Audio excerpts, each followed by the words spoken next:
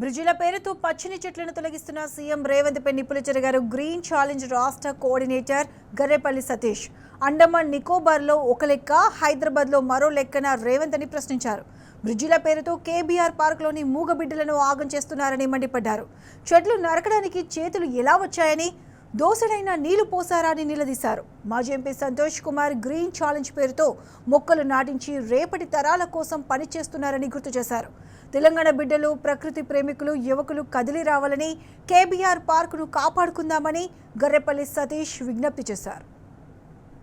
అండమాన్ నికోబార్ దీవుల్లో ఒక లెక్క, హైదరాబాద్ లో ఒక లెక్కన రేవంత్ రెడ్డి గారు ముఖ్యమంత్రి గారు అని ఇలా ప్రశ్నిస్తా ఉన్నాం. యావత్ తెలంగాణ ప్రజలందరూ అడుగుతా ఉన్నారు, ఇవాళ ఇన్ని వేలాదిగా మొక్కలు నరికివేస్తా ఉన్నారే, ఇవి ఎవరున్నారు, కనీసం మీరు దోసెడు నీళ్ళైనా పోసారా అని చెప్పి ఇవాళ తెలంగాణ ప్రజలందరూ ప్రశ్నిస్తా ఉన్నారు. 100 సంవత్సరాల నాటి మొక్కలను నరికి మీరు ఏం సాధించబోతా ఉన్నారు అని చెప్పేసి వాళ్ళ తెలంగాణ ప్రజలు అడుగుతా ఉన్నారు. ఇవాళ లంగ్ స్పేస్ గా ఉన్న హైదరాబాద్ కి లంగ్ స్పేస్ గా ఉన్న కేబీఆర్ పార్క్ ని ఇబ్బంది పెట్టే దిశగా అందులో ఉన్న పక్షులు ఎక్కడికి వెళ్ళాలి, అందులో ఉన్న జంతు జాతి ఎక్కడికి వెళ్ళాలి, ఇవాళ మీరు గాల్లో పక్షులు ఎగరవేద్దాం అనుకుంటున్నారా, లేకపోతే బైకులు పొల్యూషన్ తోని వెహికల్స్ తో నింపుదాం అనుకున్నారా అని ఇలా తెలంగాణ ప్రజలందరూ ప్రశ్నిస్తా ఉన్నారు.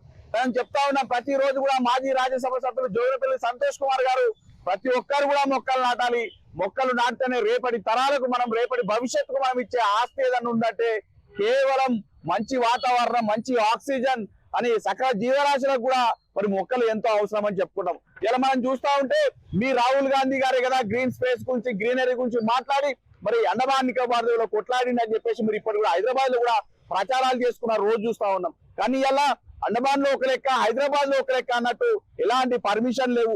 7 విభాగాలుగా విభజించి ఇక్కడ మరి ఫ్లైఓవర్ల పేరుతో, డెవలప్మెంట్ పేరుతో అరాచకాలు సృష్టిస్తా ఉన్నారు. ఇలా ఎక్కడ ఈ డెవలప్మెంట్ ఏది?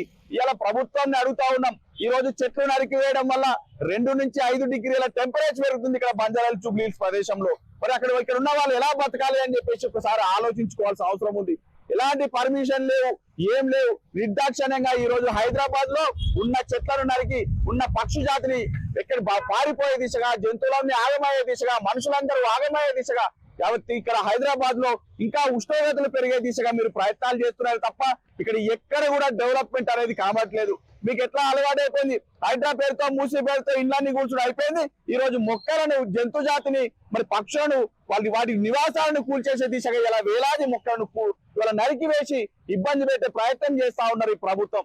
దయచేసి ఆగాలి. ఈ రోజు తెలంగాణ యువత అంతా కూడా మేలుకోవాలి. విద్యార్థులారా కదిలి రండి, ఇక్కడ జరుగుతున్న పరిస్థితులను గమనించండి. ఎలాంటి అనుమతులు లేకుండా కోర్టు స్టేలు ఉన్నప్పటికీ కూడా చెట్లను నరికివేసి పక్షులను, జంతు జాతిని ఆగం చేసి రేపటి తరాలకు వీళ్ళు చూపించేది ఏందని ఒకసారి మేము అడుగుతా ఉన్నాం. ఒకసారి యువత అందరూ మేలుకొని ఇక్కడ కేబీఆర్ పార్క్ గురించి మనం అందరం కొట్లాడాలని, సేవ్ కేబీఆర్ పార్క్ తో ముందుకు రావాలని కోరుకుంటా ఉన్నాం.